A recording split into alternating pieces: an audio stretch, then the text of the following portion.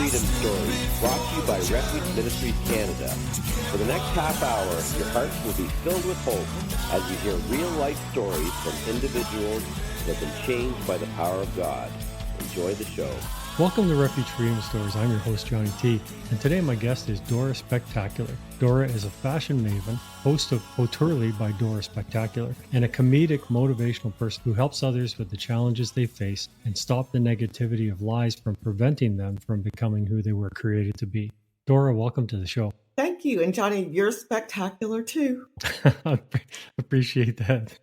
So I understand from looking at your website and so on that you had some challenges when you were growing up. I believe just on the restrictions or on the guidance that was presented to you and expected from you. And then you managed to break away from that and overcome that. So maybe you can talk to me a little bit about that and how your journey of faith brought you to the place where you put a sticker on your mirror that says that you're fearfully and wonderfully made.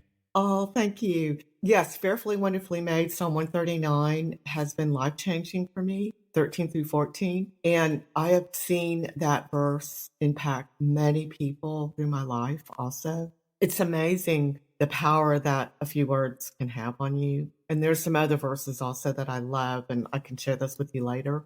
But it's all about the fact that we grow up and we receive lies about ourselves. It's just so easy to do because we tend to go negative when we're doing our self-talk. And our self-talk is usually right off the bat when something happens. You can't stop it. And our self-talk really does matter. It matters more often than what actually happened. And you brought up my childhood, and it was very rough. My parents were both scientists. And my dad was driven. He had a lot of deadlines. He had been raised in a critical family. We never met them. I knew my mom's family, but I never met my dad's family. And my mom and I would try to figure it out. Like, okay, where did he get this streak from? And I really believe that, there's a lot of Asian cultural things that were also in play. But when you have criticism coming at you from such an early age, you tend to have a very low negative self-esteem because you can't figure out when you're really young until you're 8 or 9 that it's not about you.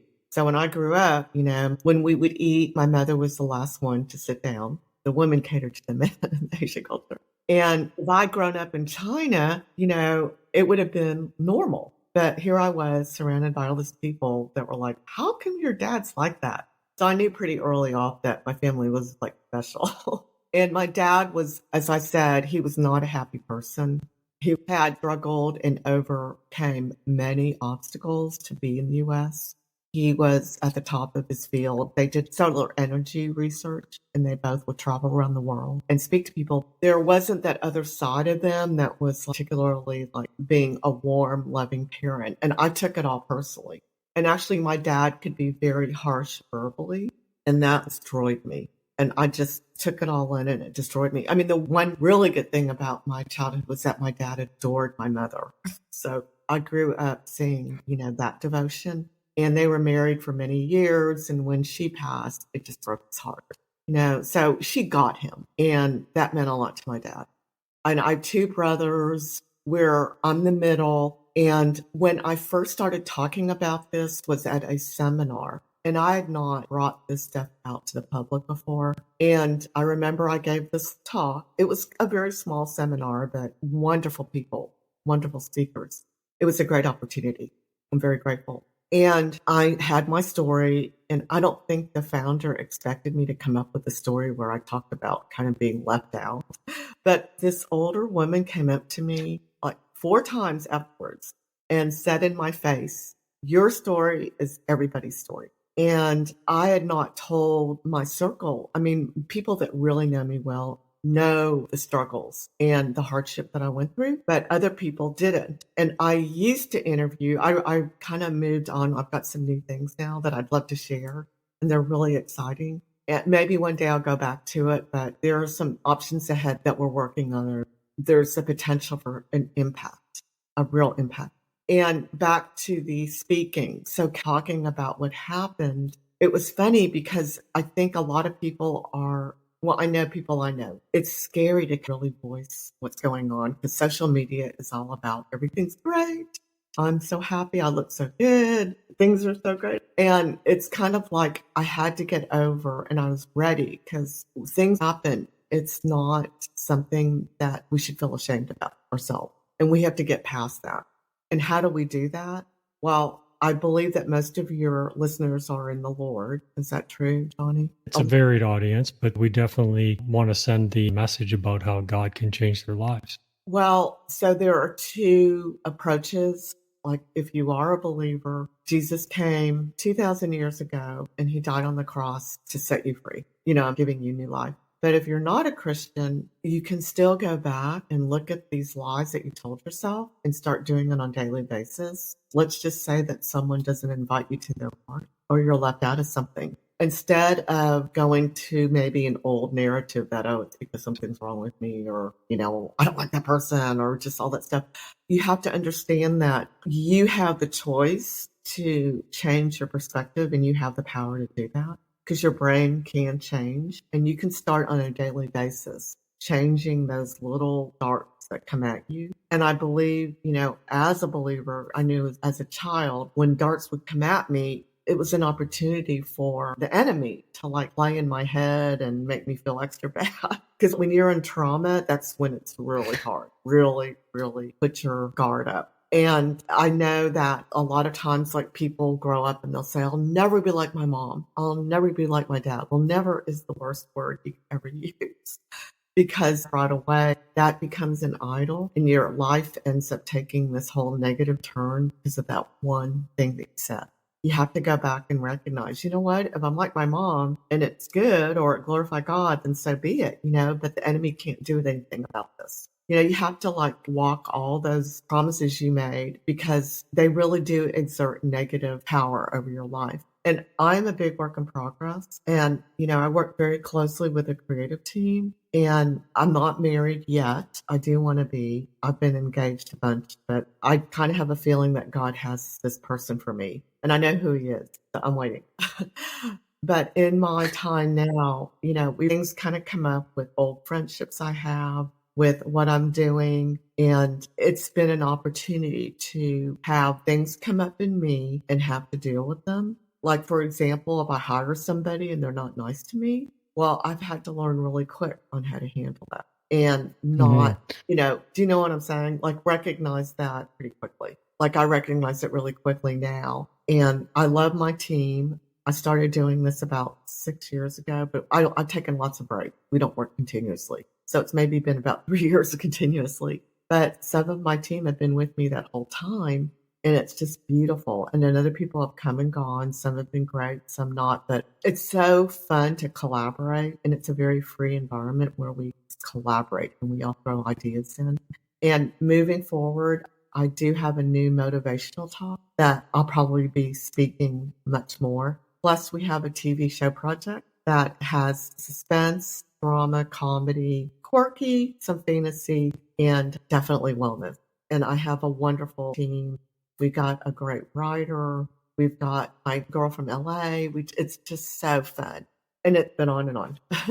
Yeah, so it's amazing how someone can come from a background of having all that negativity, that pressure to perform, that pressure to succeed, all the expectations that every parent wants a better life for their kid.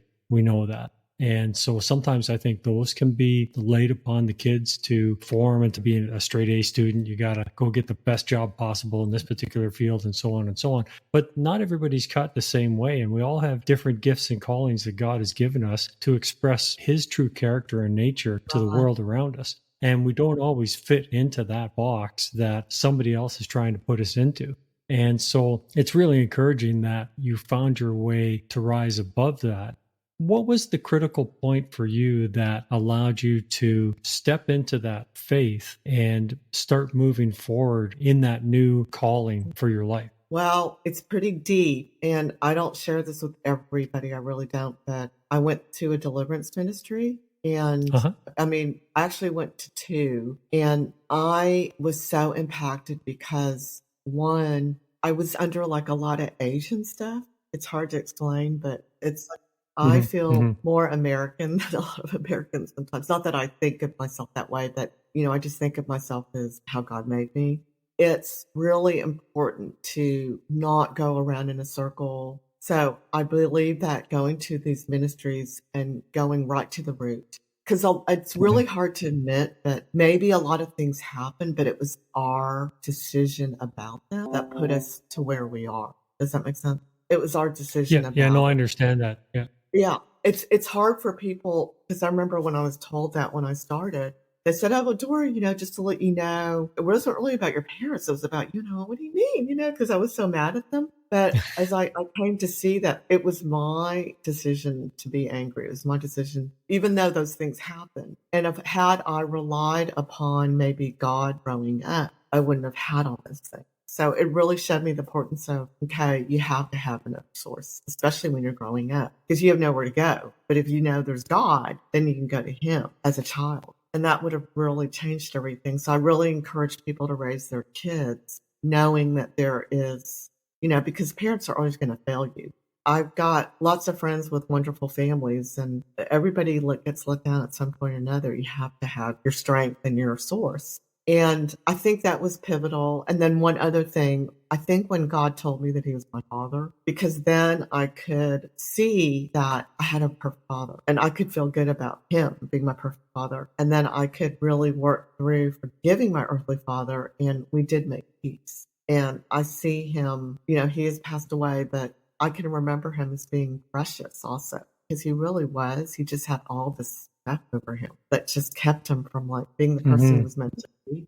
Does that make sense? I was just going to say it's so critical that we don't lose our focus on who we should be looking to for that love and acceptance, right? Like, Yes, and to look at, yes. we are imperfect beings. We know that. And Jesus comes to help us with those things, right? When we give our heart to Him. So it's important that, as you said, we do look to God as our Father in heaven. And I know for myself, coming up from a broken home, that's a challenge for me sometimes to really understand the Father's love, because it wasn't really evident to me when I was growing up because it wasn't there, right? So, and I don't think Hmm. I'm the only one in the world that has No, been through that. So that's a key point that you've made there, that we need to look to God and really try to study and understand what His love really means. And I think breakthrough comes through that. Would you agree with that?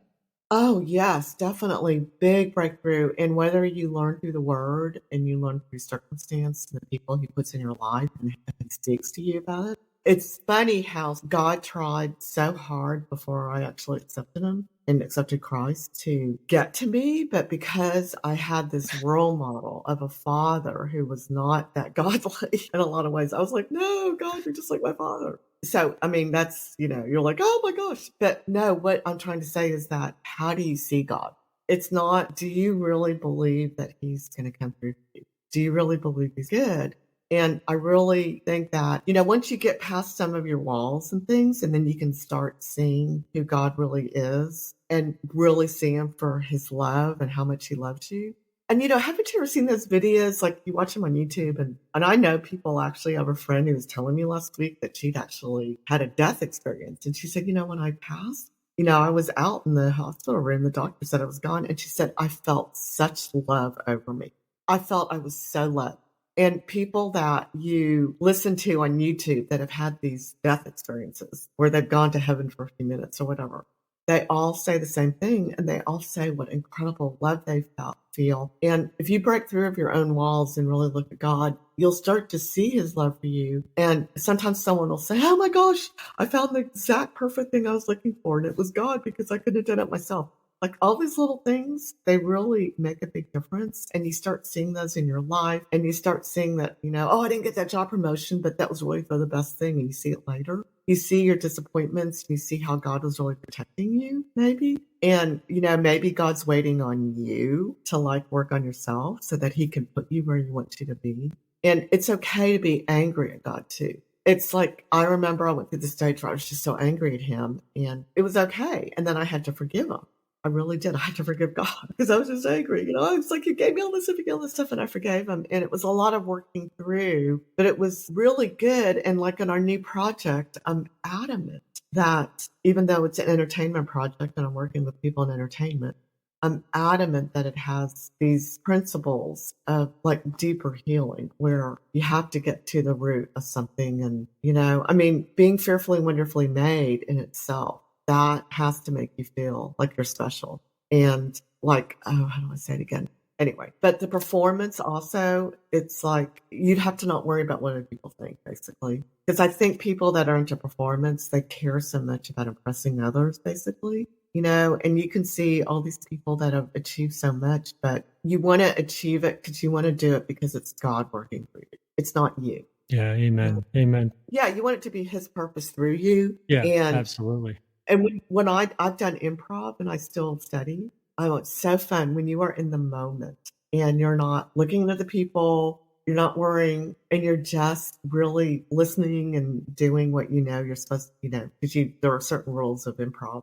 And it's just amazing. And I think I do recommend studying improv to people.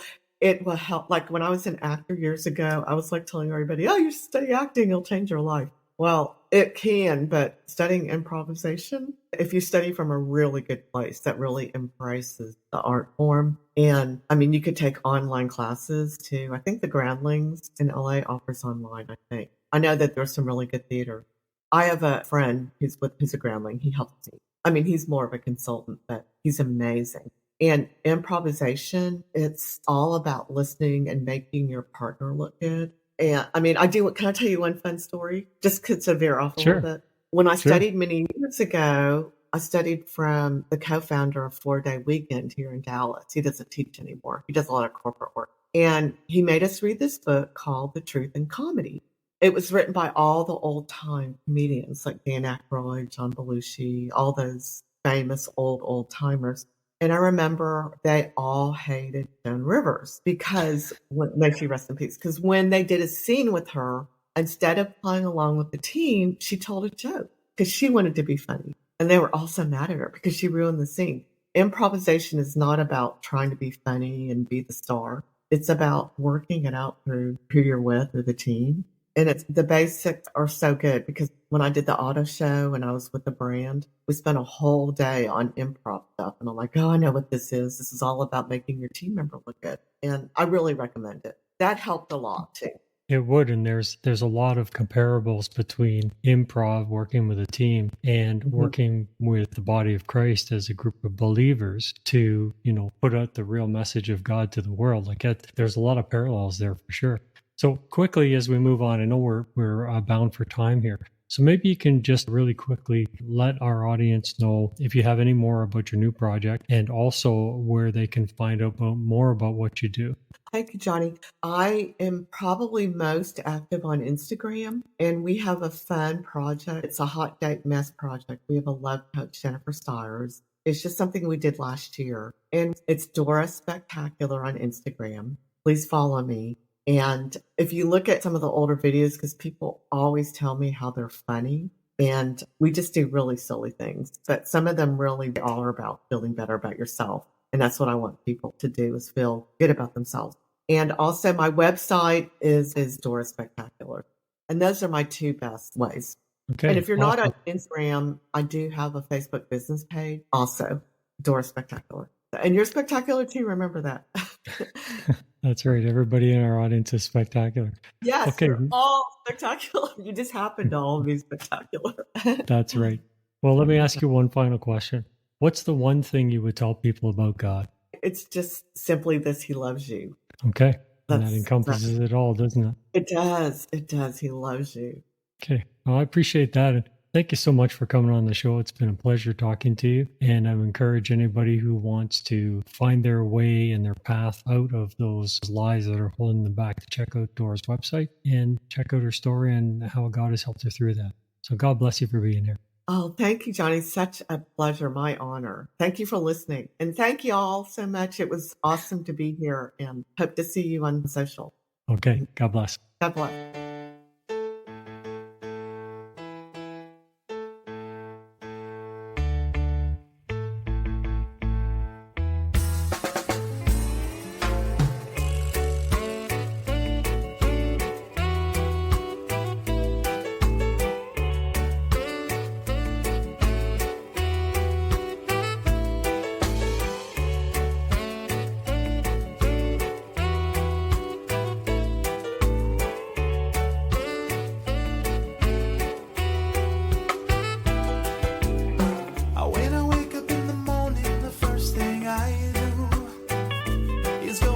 description. Time with Jah.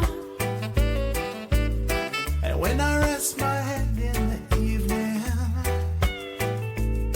I give thanks to Jah. Thanks to Jah. So try Jah love. Oh, whoa. He will never let you down. No. Try Jah love. Oh, whoa. He will never let you down. No. You know you keep your good friends close and your family closer.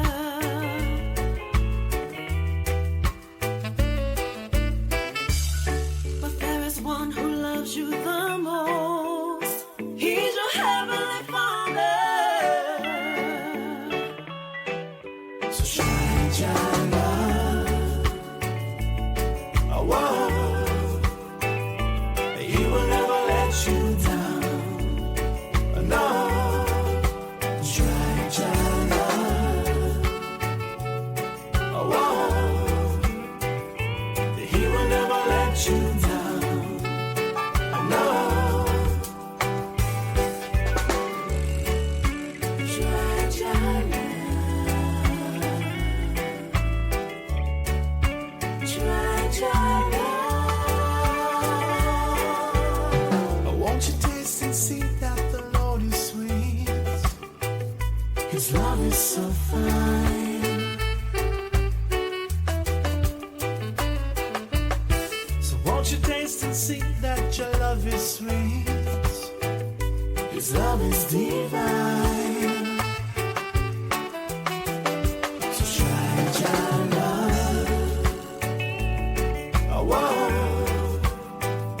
He will never let you down. No. Try Jah love. Oh, whoa. He will never let you down. No.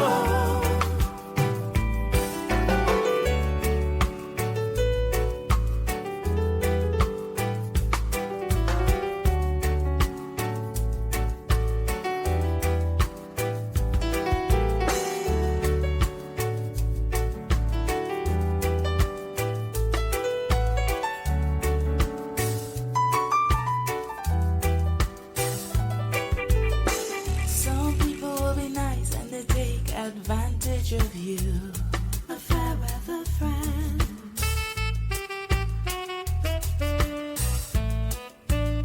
But he will never leave or forsake you. He's with you till the end. So try Jah love. Oh, whoa. He will never let you down. No. Try Jah love. Oh, whoa. He will never let you down. No. Come